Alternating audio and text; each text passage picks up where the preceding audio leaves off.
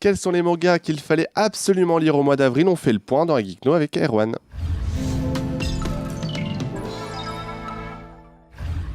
5 mangas ont retenu notre attention et ils sont sortis tous au mois d'avril. Ce sont tous des nouveautés. Comme d'habitude, vous connaissez le principe. Avec Erwan Lafleuriel, qui est rédacteur en chef d'IGN France. Salut Erwan.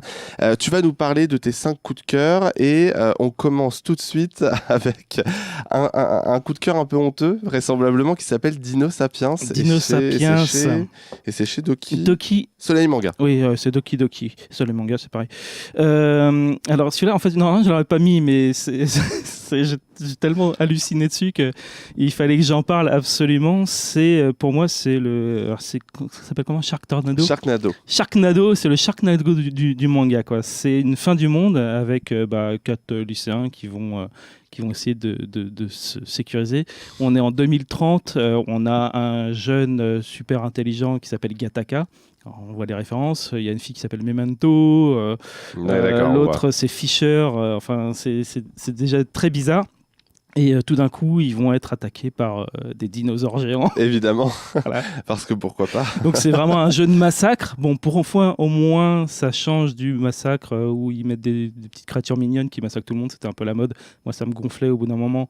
Là, maintenant, là, au moins, c'est vraiment des dinosaures. On peut le voir, ils sont bien violents. Voilà.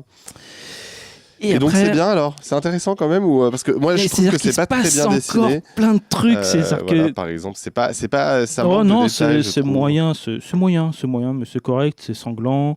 Enfin voilà, par exemple une pleine page, voilà, c'est pas top quoi. C'est fouillis un petit peu, mais surtout il se passe d'autres trucs, c'est-à-dire que c'est des dinosaures spéciaux. Et après il se passe encore d'autres trucs. On va pas spoiler, mais je vais te montrer comme sur la fin, tu vois. D'accord. Il m'a spoilé la fin, moi je l'ai pas lu. Et tu fais ça, mais qu'est-ce qui se passe? D'accord. Et c'est n'importe quoi, et ça se finit en 3 tomes, alors que tu sens pas vraiment que le mec est parti pour faire que 3 tomes, tu vois. Il est parti pour faire je fais ma série. À mon avis, ils l'ont stoppé. Genre, arrête tes conneries. Et on verra ce que ça donne, mais c'est au moins tellement n'importe quoi que ça. Voilà, faut découvrir. Juste après, on part chez Kurokawa avec Renjo Desperado. Alors ça, c'est on l'a là pour une fois qu'on les a beaucoup sur plus le bureau. Voilà. maîtrisé. C'est aussi une série assez courte, normalement. Enfin, je crois qu'il y a 5 tomes pour l'instant. C'est encore en cours au Japon. Renjo Desperado, ça parle d'une jeune femme samouraï, un petit peu Ronin, les samouraïs qui voyagent dans un Japon qui est en fait un Japon western. D'accord. Voilà. Ah oui, c'est sympa ça. Donc tous les autres ont des armes à feu et elle a son sabre, une arme antique. Et puis il y a plein de monstres bizarres qui sont issus des yokai, mais tous mélangés avec des trucs de western. D'accord. Et c'est donc c'est complètement barré. Et il y a une très bonne action. Et vraiment, il y a un travail étonnant sur la manière dont il a choisi ce qui allait être western et ce qui allait être de l'époque Edo, en fait. D'accord. Et le mélange des deux, et tu sens qu'il y a vraiment un travail. C'est pas genre, je vais mettre ça, je vais mettre bidule. Non, il fait ça, les villes vont être comme ça, les personnages, ça va être les hiérarchies. C'est vraiment pensé en amont. C'est vraiment pensé pour que l'harmonie soit crédible, alors que le monde est complètement dingue, quoi. D'accord. Et puis le personnage est super sympa, c'est une gonzesse super forte, super balèze, qui voyage pour trouver le meilleur mari au monde, et puis elle flash sur tous les beaux mecs, en fait. Et à chaque fois, elle se fait... L'image de la jante féminine, et ça, c'est incroyable. Non, mais justement... Ah, c'est un manga féministe. Je dirais pas que c'est féministe, mais au moins, tu as le choc de te dire que t'as pas à lui faire de morale. Si elle voyage dans sa vie de toute façon, elle est tellement balèze, tu t'as pas à lui dire que c'est pas bien de faire ça, qu'il faut pas flasher sur des beaux mecs, ou faut être un peu plus sérieuse. Non, tu te dis, en fait, j'ai rien à lui dire. Voilà. D'accord. Elle a qu'à vivre sa vie. D'accord. Sinon, elle te pète la gueule. Donc, c'est un beau message inclusif que tu nous fais là, Arwan. Elle te pète la gueule. Donc, ensuite, on passe à ta 3e sélection qui est Dr. Stone. C'est chez Glénat. Ça, c'est du Boichi, donc c'est super bien dessiné. C'est des super beaux personnages. Il sait super bien faire la baston. C'est un produit du seinen normalement, mais là c'est un shonen écrit avec un autre mangaka, je sais oublier son nom, et ça se passe dans le futur, 3000 ans dans le futur. En fait, ça débute dans notre ère, mais il y a une espèce d'explosion bizarre qui transporte tout le monde en pierre. D'accord. Et 3000 ans plus tard, il y a ces 2 personnages qui réussissent à se libérer de la pierre. Il y en a un qui est tellement génial qu'il a compté toutes les secondes depuis 3000 ans. L'autre est tellement balèze et bourrin qu'il a tenu bon pendant 3000 ans parce qu'il voulait déclarer son amour à sa copine. Et grâce à la science et à l'intelligence du personnage et à la force de l'autre, ils vont essayer de trouver une solution pour faire revivre l'humanité. Alors, il y a beaucoup de dégâts forcément, mais au-delà du fait que l'action est bien retranscrite, est-ce que du coup c'est quand même, enfin ça a l'air, tu me disais voilà, il y a 5 tomes en cours en tout cas au Japon. Est-ce que ça te donne vraiment envie de il y a une super énergie, je trouve, dans le truc. C'est barré, mais tu sens la joie de raconter des conneries, de raconter des combats et des machins. C'est bien foutu et c'est fun à lire en fait. C'est vraiment du pur fun. D'accord. Avec un peu l'excuse de la science, genre la science c'est important et tout. Alors ensuite il y a Saltiness qui n'est pas un manga du Scale sur la JVTV mais qui parle quand même de sel. Et donc de quoi ça parle? Et pardon, c'est chez Akata. Akata, c'est le nouveau de la collection What the Fuck, je crois. C'est terminé en 4 tomes, là, le premier qui est sorti. C'est très bizarre.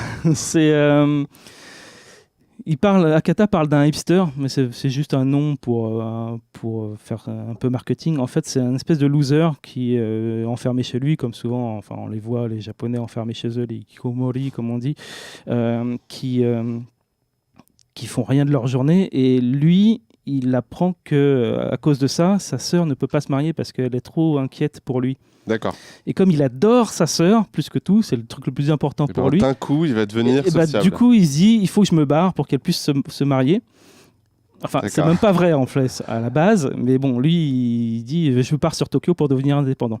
Et le mec est complètement dans son délire, il est complètement halluciné. En fait. C'est exactement la même chose. Ouais, sauf que tu prends un mec qui est complètement mais le pire à l'ouest, quoi. Ah mais alors je t'assure, cette saison dans Terrace House, il y a ça. Il y a lui, ça doit être le même héros. C'est peut-être bien lui alors. Mais là, pour le coup, il tombe pas dans un loft, dans une petite maison. Il arrive à la rue, quoi, en fait. Et il fait n'importe quoi, il a plein d'ennuis.